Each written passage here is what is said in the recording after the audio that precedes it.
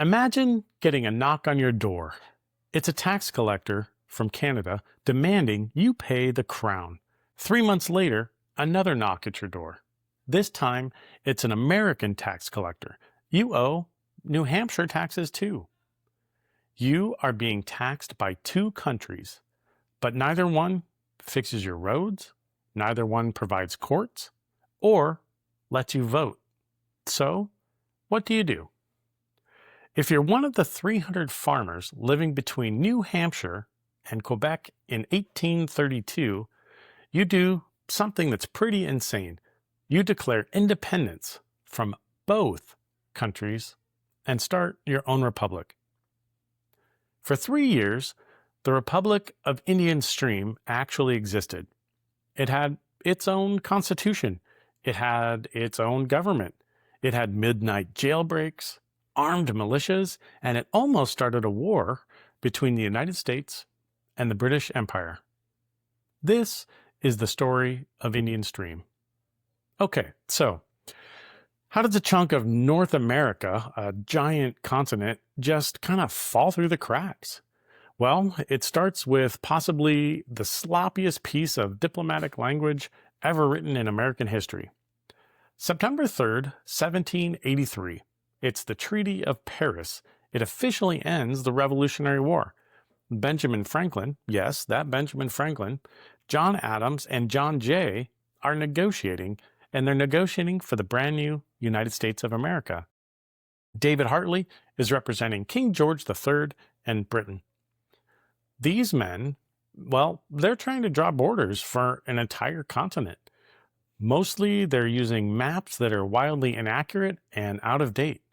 Article 2 of the treaty says that the border between the U.S. and British Canada will run the northwesternmost head of the Connecticut River.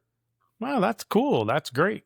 That's very specific, except they don't know which stream is the northwesternmost head of the Connecticut River. In this instance, there's three candidates. There's Hall Stream, there's Indian Stream, and Perry Stream. Depending on which one you pick, you get completely different borders, and you get about 300 square miles of disputed territory. So for a couple of decades, this is all just theoretical. The map is drawn, the lines are on there, and nobody actually lives there. It's just wilderness, so who cares? Who cares about the map at all? But by the 1820s, people have moved in. They're building farms, they're raising families, they're starting full-blown communities, and they think they're in New Hampshire. Well, here's the plot twist. Both the United States and Britain claim this territory. And here's where it gets absolutely ridiculous. Both governments try to tax these people. Neither government provides any services for those taxes. So, think about if you're living in Indian Stream in 1830. You might get a knock on your door from a Canadian official. 1 week, you owe taxes to the crown, and you pay because you don't want any trouble. It's somebody that showed up at your door, and not paying taxes is a pretty bad thing. A few months later, though, you get another knock. You now owe taxes to New Hampshire for the United States. And you know what? You can't vote in American elections or British elections. There's no courts to settle any disputes with your neighbors. Nobody maintains any of the roads that you're trying to work on. No law enforcement at all. One resident described it as being claimed by both, but protected by neither. By 1831, people are getting arrested by both sides. You get arrested by Canadian authorities for not paying British taxes, then you may get arrested by New Hampshire authorities for not paying American taxes. If you get into a property dispute with one of your neighbors, there's no clear jurisdiction at all. Which courts do you go to? American or British? Whose laws apply? American or British? It's bureaucratic hell for these farmers. And these are frontier farmers. Think about that. They're hardy, independent people who just came here looking for cheap land and a fresh start. They're not putting up with any of this nonsense for long, and now they're not putting up with it anymore. July 9th, 1832, about 60 men gather in a meeting house in what's currently no man's land between America and Canada. They've been taxed by two countries, arrested by two countries, and helped by neither of them. So they vote. They decide to declare independence from both the United States and the British Empire. They decide to draft a constitution. They elect their own judges. They form their own militia. And you know what? They call themselves the Republic of Indian Stream. Here's the thing. This wasn't a joke. It wasn't a publicity stunt. It wasn't just to get noticed. They actually governed themselves for 3 years independently. They passed their own laws. They held their own elections. They settled disputes. 300 people created a functioning democracy from scratch because two empires couldn't get their act together.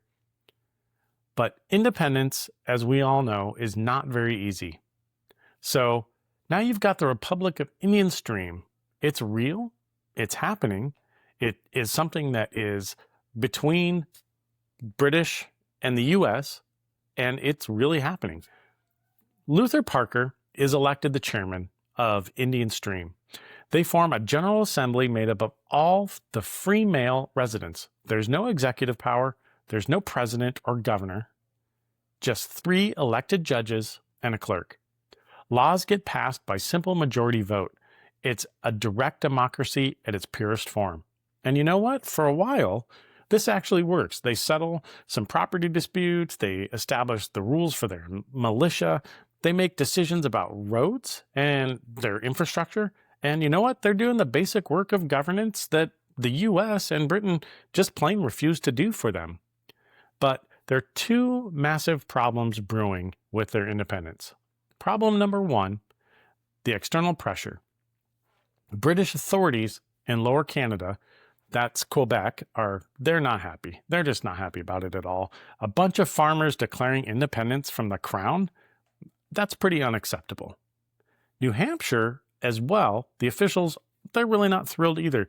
They want this territory to be part of their state, and an independent republic is really complicating the process and complicating all kinds of things. So both sides increase the pressure on Indian Stream residents. They send more tax collectors, they make more threats, and they make more arrests. The second problem is the internal division within the republic itself. This is what really dooms the republic. Remember, this is a community of only 300 people. And since it's only 300 people, everyone knows everyone. Your neighbor might be your cousin. The guy who runs the mill is married to your sister, and these people are not united on what should happen long term. Some residents, probably the majority, want to eventually join the United States. They have family in New Hampshire, perhaps. They speak English. They see America as their natural home. Others have economic ties to Quebec.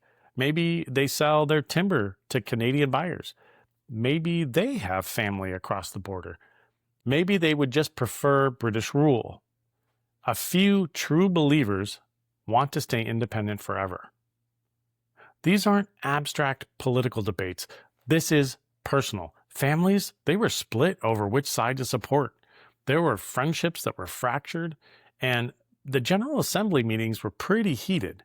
By 1834, you've got a pro-American faction and a pro-British faction, and they're barely speaking to each other. The Republic is basically eating itself from the inside. So let's move ahead to summer of 1835. Things are about to go completely off the rails. A prominent citizen named Richard Blanchard, he's pro-American by the way, gets arrested by the Canadian authorities for not paying his British taxes. His friends, well, they're pretty furious. So what do? They organize a raid. A group of Indian Stream men, led by a gentleman named Moody Bedell, crosses into Canada in the middle of the night. They break Blanchard out of jail and they bring him back as a hero. Well, guess who didn't think that was so great? The Canadians. The Canadians were enraged. This is now an international incident. Meanwhile, the pro-British faction in Indian Stream is feeling pretty highly threatened. So they invite Canadian militia to enter the territory for their protection. So now you've got armed American sympathizers facing off against armed British sympathizers. Meanwhile, There's Canadian troops also on the ground. New Hampshire, they're watching this and they know it's a powder keg that is about to explode. So we go a little farther into 1835 to November, and everything is really about to collapse.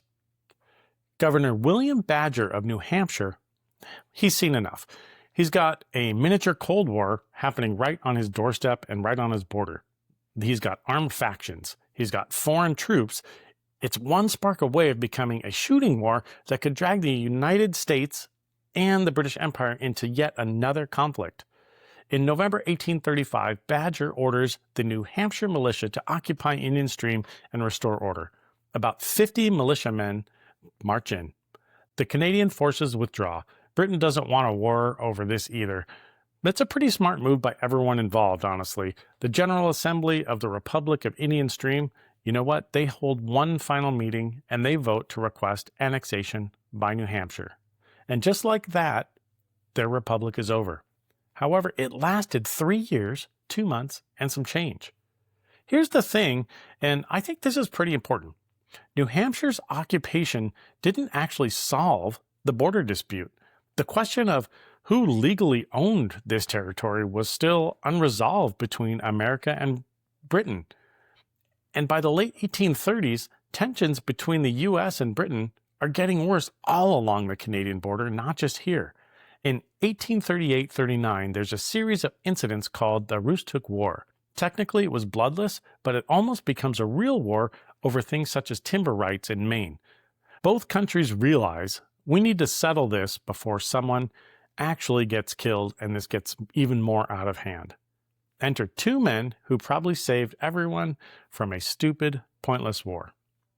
Daniel Webster, the U.S. Secretary of State under President John Tyler, and Alexander Baring, 1st Baron Ashburton, British diplomat sent specifically to sort out these border messes with the United States.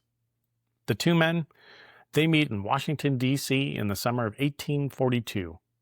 Both men are pragmatists. They're not interested in scoring political points or defending national honor. They really just want to draw some clear lines on a map and move on with their lives. In 1842, August 9th specifically, the Webster-Ashburton Treaty gets signed. It settles multiple border disputes along the Canadian-American border, including, finally, the question of what counts as the northwesternmost head of the Connecticut River. The former Republic of Indian Stream is definitively placed within the United States as part of New Hampshire. So what did America do to get this instead of Britain? Well, there's a few reasons.